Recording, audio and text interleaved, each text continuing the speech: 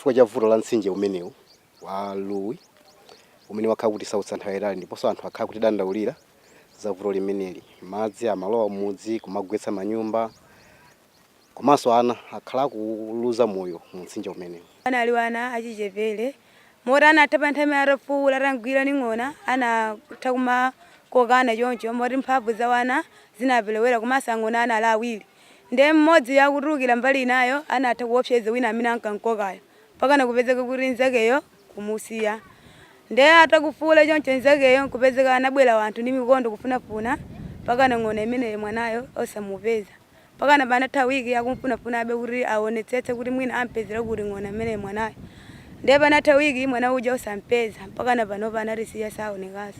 Mavuto amachata achulukira mpamene timapereka dandauloli kwa anyamata a CBO amene anakhala kukangalika kufuza kuti kodi thandizo tilipeza bwanji mpamene kina kudaona kutulukira kuti ayi thandizo chatapeza. Tidonako mu newspaper lamu titawerenga ka news kena kupeza noti ikupanga kuti anthu akupempha amene akufuna kwabwino amene angathe amene ali ma CBO alembere pa small grant imene ili UNDP ili nayo kuti atha kuthandizidwa mkukonza mavuto wawo.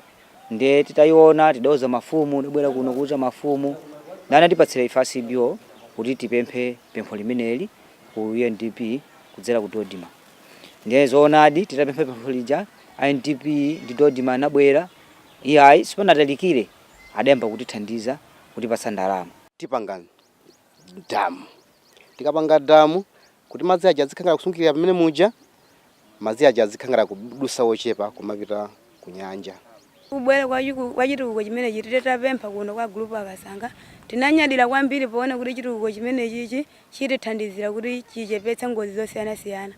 Nderi ngopempha kuti asasiye pompo apitirize kuti bwetse chitukuko chimenechi komanso atithandize kuti mangira bridge kuti pamene papa tichepetse ngozi zosiyana-siyana. Mizi imene ikuthandizikira pamenepa 1 ndiye kuti ikupindula pa ngozi zimene zimachitika zichepa.